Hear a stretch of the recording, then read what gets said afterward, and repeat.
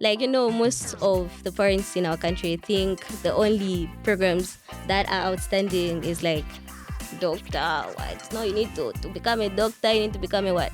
How are you? No, these Yeah. things are not taking you anywhere. We've seen people who've started and they just give up along the way. So to be the same story for you. One of the other life-changing things that you experienced was meeting the president of Zambia. What was that like? It's happening, guys. It's finally happening. We are finally bringing the podcast out of the group chat. Now, if I told the producers on time to get some glitter bomb and some champagne, this would have been a whole party, but we'll have to make do with what we have. Welcome to the first ever episode of Yango Unraveled. We have taken your favorite and beloved car-hailing partner, Yango, and we're giving you an extra reason to love them even more. On each episode, we'll be diving deeper into the work that Yango is doing. This is real people, real consumers, and real impact, and giving you that insight. My name is Tapiwa Ngoma. I'll be taking you along this ride. So I do encourage you to get comfortable, strap in, safety first, but also be rest assured that this ride's route is going to be recorded for your own safety. So strap in.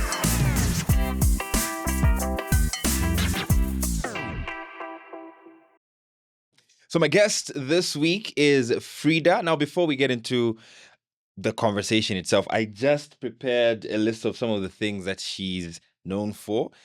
It has to be read because it's quite a lot. Fridah is an engineering student. She's a founder. She's a speaker. She's a farmer. She's also a climate change activist. And somehow she's done all this in her early stage of her life. She's only turning 20 this year. She's got a couple of other things here that are very impressive. One of which is one I'm relating to, which is she's won about 7 awards with the Jets Fair. Fridah, thank you so much for joining us on Yango Unraveled. Thank you for having me. Now, I'm very interested in Jets because we spoke about this before. I've also been a part of Jets before, and I know it's very tough, but you won about 7 of these awards. Yes. How do you feel?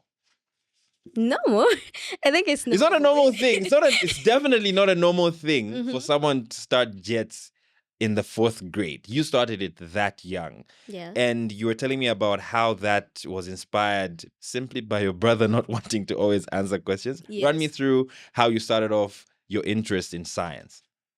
I think growing up, I've always been curious about how things work. And then that gave me a lot of questions. Like anytime I see anything, I would always try to ask, like, how does this do this? What does this? Yeah. And then my brother used to get irritated the most. So I'd be like, I think let me just take you to a place where you belong. And that's how he introduced me to Jets. And yeah.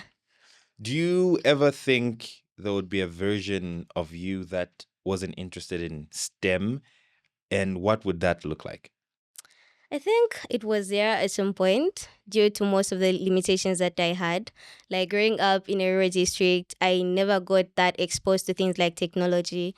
And then when I decided that no, I'm going to start a STEM journey, a lot of people criticized me about that.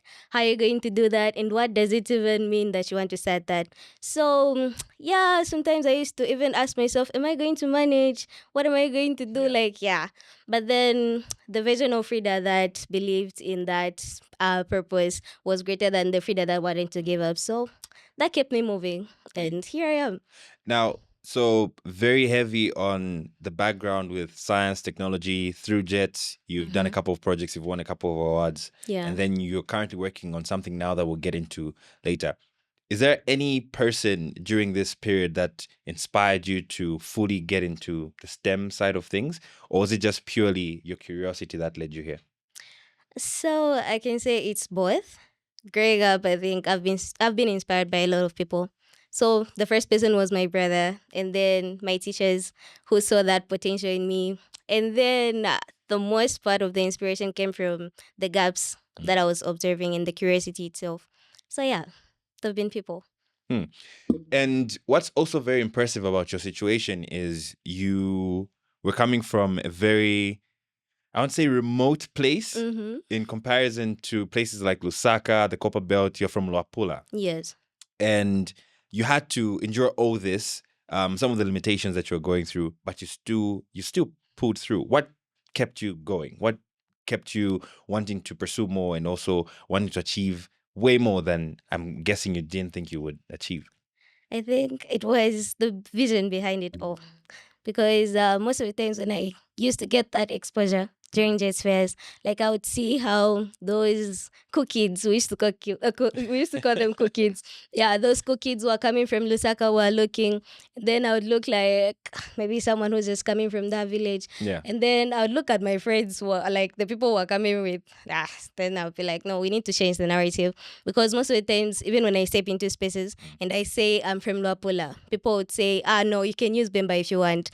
And I'm like, no, I can speak English. And, and I used to shock them, like, I can speak English, but how do you know how to speak English? Like, that's what we need to change, because people think when you come from a place like Luapula, like you can do anything, or maybe you can't achieve things that other people can achieve. And I think that kept pushing me and saying, okay, I need to change this.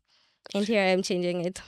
What's also very cool about you is your age, and you told me you find it very annoying sometimes when people ask you about your age and you have to tell them your age, considering everything that you've achieved. Is that something? Where does that come from? Where does the thought of wanting to hesitating about telling people your age, based on what you achieve? Are you a victim of your own success? I can say yes sometimes, because I've been in spaces where most people would ask my age, and then when I tell them, they'll say, how come? Like, I started doing this when I was at least 20. How Yeah. have you managed to like achieve all this at your age? So sometimes I get like, okay, I'm going to get charged, and maybe let me not just say my real age. But again, I find it like an advantage, because I'm young and then I've done a lot. That also inspires other young people around me. So yeah. What's very cool is what Yango is doing with the STEM Fellowship. And you were part of the cohort that recently graduated, and you were one of the youngest people in that cohort. Run me through how you came to learn about it and how the journey has been through it. So I can say becoming part of the Yango STEM Fellowship was one of those opportunities that I didn't even expect. Yeah, so I think I told you about my hobby. Yeah. Like, I love doing research. Oh, you told me, not them. Yes, I told you.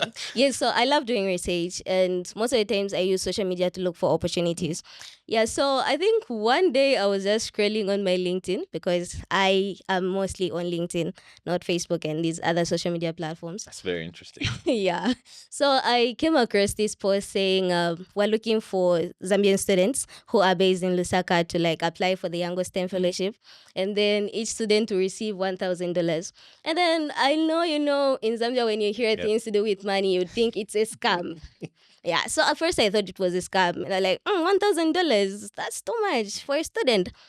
Then I said, let me just scroll this. And then when I scrolled again, I found it on Madame Florence's page. Yeah. And I said, I trust Florence. Florence Jedediah. Yeah. Jedediah, yes. I trust Florence. Maybe let me try to check this out. So when I opened, I was looking at it, it was saying you need to be at least 18 to 35 years. And at the time, I was just turning 18 years old. And I was in my first year. So I was like, so big people are going to apply for this. And then maybe because I'm young, that's why I failed to say my age. Yeah, because I'm young, maybe I'm not going to get the opportunity. So I was still hesitating, like, okay, maybe let me not just go for it. But then I think it was just 2 days before the deadline. I just told myself, Frida, it's better to give it a try than just letting it pass. So I applied. And then after 2 weeks, I was called for interviews. And they were physical interviews. I think that's the first time I was interviewed in person. And I was so scared because, yeah. So when I went that side, I think I introduced myself and I told them my age and everything. Then they looked at me and said, you're in your first year, but how come you're so interested in STEM? And I told them my story, like, okay, I started this when I was young and everything like that. So after 2 weeks again, I received an email saying I was selected for the Yango STEM Fellowship. And then the funny thing about it is because I didn't even tell them that I was interested in innovation. And I didn't tell them that I was like working on other things like before.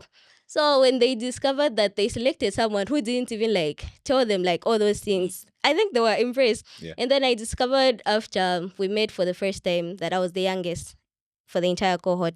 And I think that was another win for me because I knew that I had a lot of people to learn from, like people who are already doing other things in their fields. And yeah.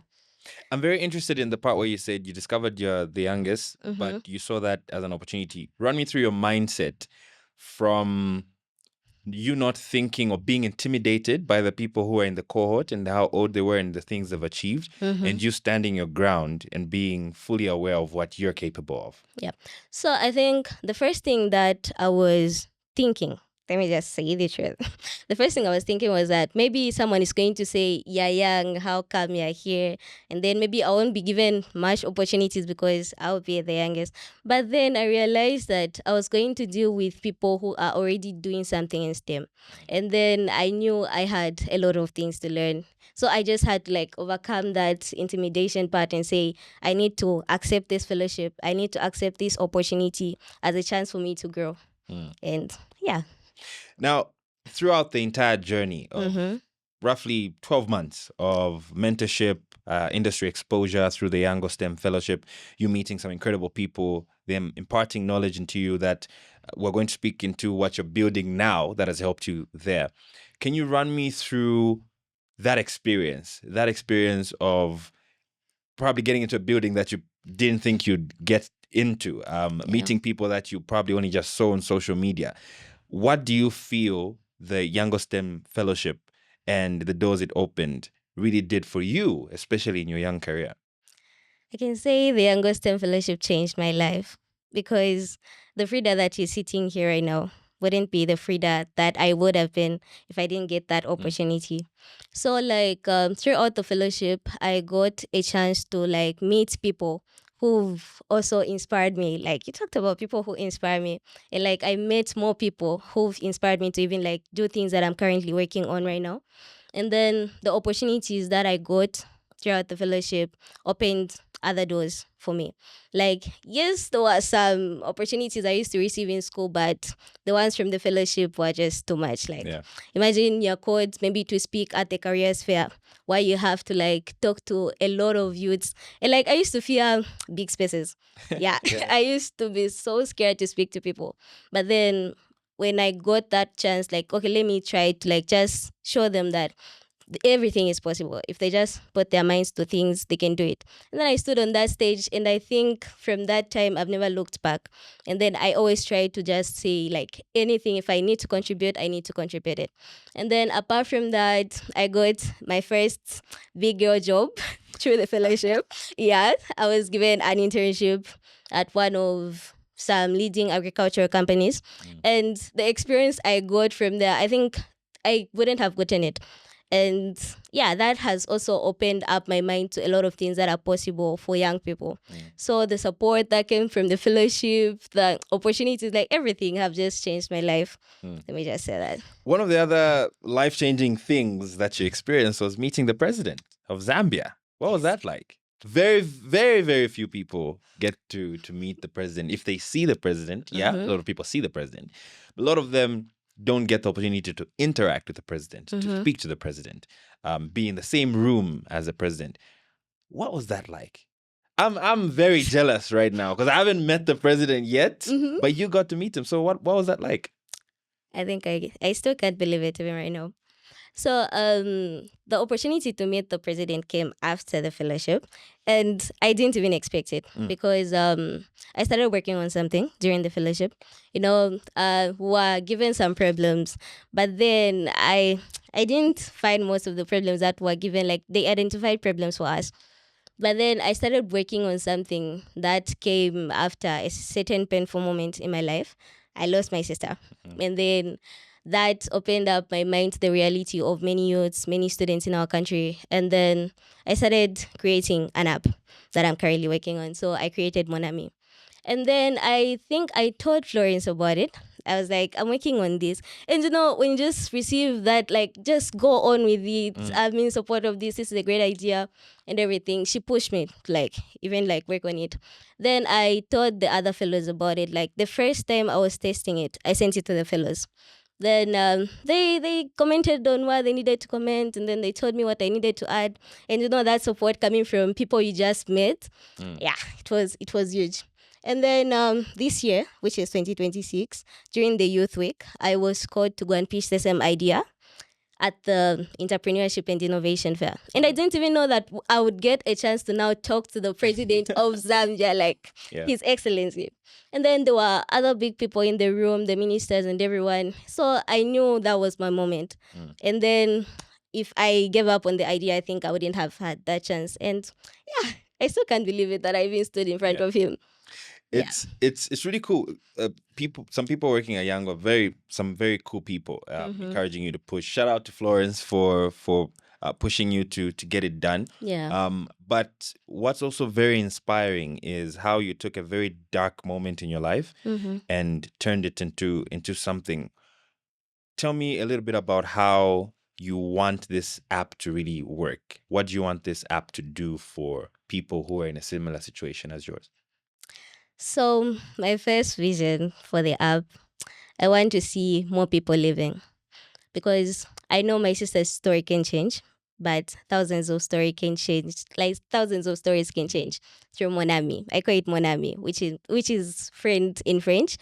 And yeah, I want to see more people surviving. I don't want to hear any more cases of, no, this person committed suicide because they were going through a mental health challenge, or maybe this person is about to drop off school because they are depressed, or maybe they are going through something that they've just fought to talk to someone about. So I want to see more youths becoming sustainable. Let me just say sustainable, instead of like suffering in silence. And I want mental health to like be a topic that we can easily talk about, instead of having that fear, that stigma that, no, these are stories that we can't bring in these rooms and everything like that. So yeah. Now, as we are closing up our conversation, I want you to tell me a little bit about what is next from you. You're currently working on Mon Ami. You will be launching it very soon. Yes. After your testing is done. What does the future hold for you after all this exposure? I mean, right now you can call it raps because you've pretty much done a lot of things, but you're so young and you got so much to look forward to. What are some of the aspirations and dreams that keep you up at night? Should I talk about them? We're all friends here. Yeah. We're all friends here. So the first thing that you are going to see from Fridah, you see more young girls getting involved in STEM because Fridah did it. And I know they can also do it when they see Fridah doing it. And then apart from that, I've also founded a youth-led organization called Young Changemakers Zambia. So one solutions to be coming from our country, instead of waiting for other people to be creating solutions for us, the problems that we are facing. And then apart from that, I wish to change the narrative. I want to see Luapula also being on top there, because I think I even told the president about this. You know, he was so shocked when he discovered that I'm from a district like Chiengi in Luapula. Like, we even have people that side who can do this. So I want people, like young people, to get access to opportunities, like equally the same opportunities that are found in Lusaka. I want also to present them to the people in other provinces, so that we shouldn't just have that no, these people from here are the ones that should excel. Yes. And then apart from that, I want the world to be a better place because I'm in there. So yeah. So Fridah, what I also want to hear from you is the fellowship will keep going. New cohorts will come in. We're looking at expanding it even further. For young people such as yourself who may feel the same way you felt when you were about to apply, first of all, you procrastinated to 2 days before deadline. Yes. But it was also coming from a place where you got intimidated by the age and you felt maybe a lot of people who'll be applying would be the older people, the more experienced. What do you have to say to a young person who may be intimidated by their age and they feel like they're not yet ready to achieve so much? I think my first encouragement for them would be, your age shouldn't limit you. Yeah. And there's no limitation to what you can do except the limits of your own mind. Because sometimes I look at myself, like if I waited, I think a lot of things couldn't have been done, the things that I've done so far. And then my other encouragement that I would give them is, when you see an opportunity that matches your interests or something that you know can change your life, don't procrastinate. Don't wait for the right time to apply for it. Just go for it. Mm. Yeah, go for it. And whatever your hand's trying to do it excellently, because you might not know that might be the door that opens other opportunities in your life. So Mm. yeah. One of the interesting parts here is with people at home, parents, guardians. How instrumental have they been in pushing you to pursue this? Because I know it's a big topic when it comes to young people choosing a career path. It's usually parents going like, "Ah, we in medicine. No, you need to become a doctor. No, we need you to become a lawyer." But it seems from a very young age you were interested in science and engineering, and then you've eventually found yourself in engineering. So walk me through a little bit about how your family has encouraged you to get to where you are here. So the first thing I would say is this question. When I started this, I received a lot of issues. They'll be like, "No, you don't have to do this. You're just so young," and it was only one brother of mine, like my oldest brother, the same one who introduced me to Jets, who was in support because he saw the curiosity in me and he knew that that was something that was going to give birth to a greater person. Yeah, but then the others saw it as something that was just going to like disturb me or maybe put me in issues, and especially grandma. Grandma was so worried about me. you know, It's sometimes always the grandparents, eh? They care so much. sometimes she would call, like, especially days when I need to go for a jazz fair, right? Like, no, you don't have to go there. You're so young, you don't have to be in places like public places. No, let's just go to the farm. Yeah, I don't know those Yeah. things. Yeah. And then there were times when I needed to like ask, maybe I go to the primary school where I was, there was like a computer. So every time I go there and I like spend a lot of time in the computer room, when I go back home, they would beat me. Like, wow, are you? No, these Yeah. things are not taking you anywhere. We've seen people who've started and they just give up along the way. So to be the same story for you. But then after they saw the things that I was coming up with and how much it was helping them as well, because like my first innovation that I created, the pesticide, yeah, I created a pesticide in grade 6. And the first place I tested it was at the farm because we're having the four armyworms in the farm and everything.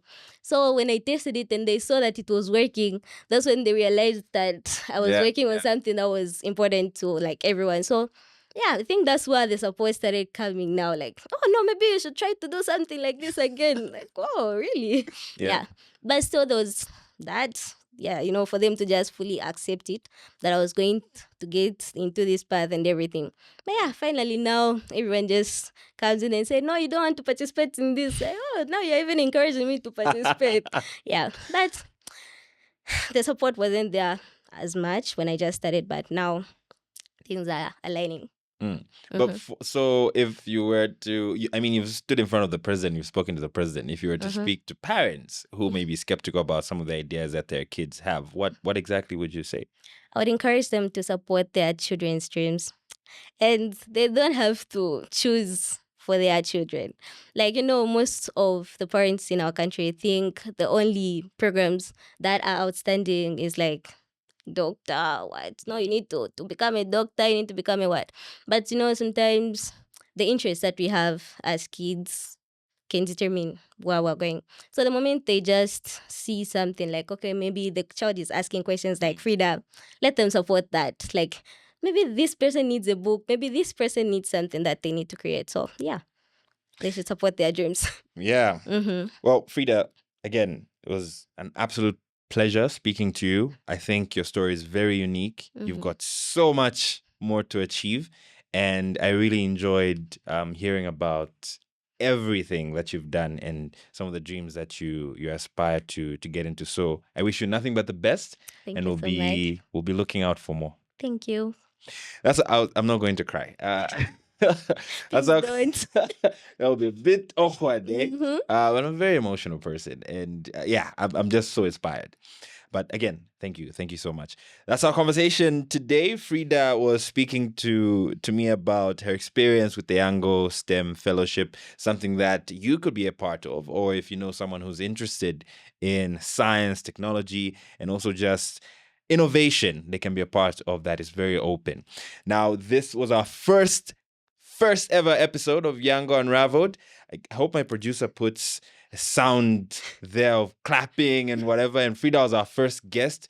All these episodes will be available on where you get your podcasts from. So do listen, do subscribe, do follow, and let's get these conversations going.